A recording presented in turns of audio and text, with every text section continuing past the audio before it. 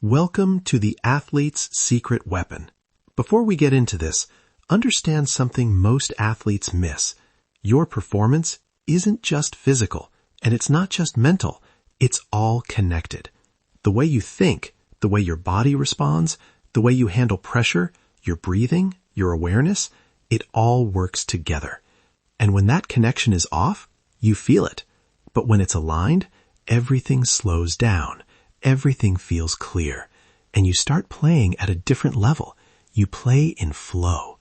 That's what we're training here. Not just your mind, but your body, and your connection to something bigger than the moment in front of you. Picture this. There are 12 seconds left. You've got the ball. The noise is loud. Your chest feels tight. And every decision looks like it's moving faster than you can follow. You take the shot, and it clanks off the rim. And in an instant, your whole game feels rushed for the rest of the night. Sound familiar? Oh man, that's every clutch moment. You can feel your hands tighten, your head short circuits, and suddenly the muscle memory you drilled for years disappears. It's like someone flipped the speed setting to extreme, and your body forgot how to move. That's exactly the subjective experience I see in athletes. Under pressure, the brain shifts into a fast reactive mode, more reflex, less planned action. It feels like everything speeds up because your nervous system narrows attention and sacrifices timing precision to react. You're not failing. It's the system rerouting. Let's call it out. When things go wrong in that moment, your first instinct is to fix it with confidence coaching, grit, or more visualization. But that's often missing the real lever. What are we actually trying to change? People think they need more confidence. Sometimes they need less speed. The true lever is timing and rhythm, your brain's temporal networks. If you can slow the subjective tempo, you expand decision space. That gives the motor system time to execute practiced patterns instead of panicking.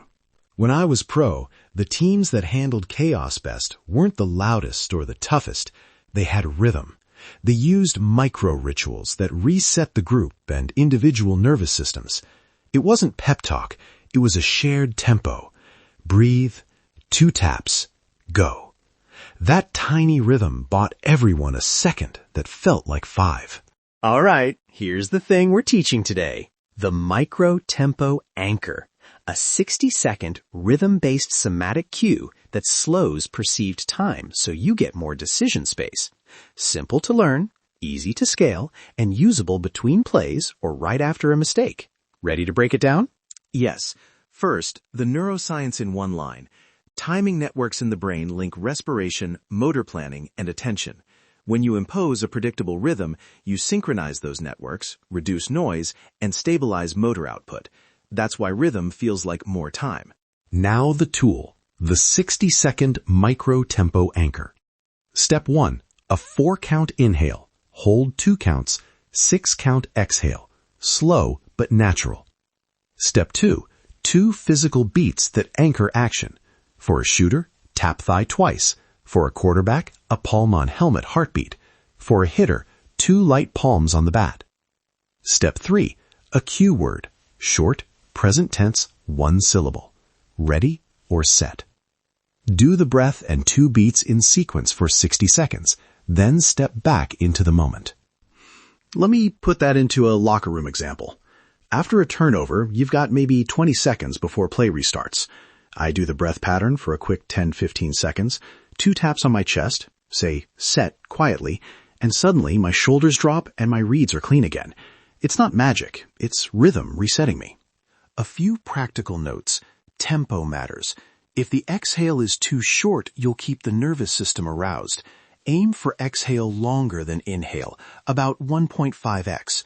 Keep the physical beats light and consistent so they act as a predictable sensory motor cue. And pick a cue word that feels neutral. Avoid emotional words like calm if that triggers extra thinking. Let's do a live guided 60-second anchor now. Imagine you're on the sideline. You've got a short break. I'll lead and you follow in your head or quietly.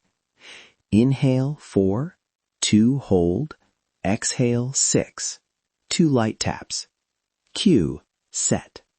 We'll do that sequence for 1 minute.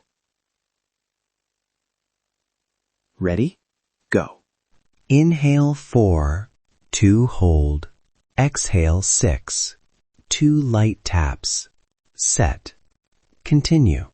Breathe in 4, hold 2, out 6, 2 taps. Set. Keep it steady and leave space between cycles. Let your shoulders drop with the exhale. If your mind races, return to the taps and the beat. Last cycle. Breathe in 4, hold 2, out 6, 2 taps. Set. When you finish, notice how the pulse in your hands feels, how decisions seem clearer. That tiny rhythm made the world feel less frantic. 2 coachable drills to lock it into practice. Drill 1, between play tempo during scrimmages. Coach forces 10-second breaks where athletes must do a single 15-20 second tempo cycle before the next rep. Drill 2, pressure replay. Simulate mistakes, then force a 60-second anchor before executing the same skill. That trains the anchor as the automatic reset, not an optional trick. Add objective markers. Use a metronome app set to your preferred inhale-exhale ratio for early training. Record heart rate or perceived calm to track progress. Over weeks, you'll need less conscious focus to get the same effect. Your sensory motor system will learn the rhythm as reset association. And the real proof, I was in a playoff game spiraling after a turnover. I stepped off, did the tempo for 45 seconds, 2 taps, and then hit 2 clean plays in a row. Teammates noticed. Suddenly, I was the steady guy. That's the identity shift. You become the athlete people trust in tight spots. Picture the future. You're calm under chaos. Your reads come back faster. Coaches stop worrying about you in the fourth quarter, and you start defining the moment instead of reacting to it. That's not fantasy. That's the outcome of training a simple tempo anchor into your nervous system. But remember the caveat. Tempo is a tool, not a miracle. If you use the rhythm wrong, too slow, too fast, or inconsistently, you won't get reliable results. Train it daily under low stakes, then scale into practice pressure and game-like reps so it becomes automatic. Nobody can do this for you. It's reps. Do the boring work of 1 minute a day, and when the moment comes, you'll have a simple button to press. It's low drama, high payoff. Before we go, try this. Over the next 7 days, commit to a daily 60-second micro-tempo anchor. And during one practice, insert the 2 drills Evan mentioned. Record 1 short clip of you doing the anchor in practice, or share a 20-second note about what changed, and tag us on social. Use the handle in the show notes. Let's make this a habit, not a one-off. If this podcast hit for you, don't just listen and move on. Own it. Because this isn't just about what you know, it's about how you show up. Your mind, your body, your habits, your awareness, it's all connected, and it's all your responsibility. And when you start taking ownership of that connection, that's when things change. That's when you are free to play your best. That's when you become the elite athlete you are. Have fun, play hard, and we'll see you next time. Let's get to work.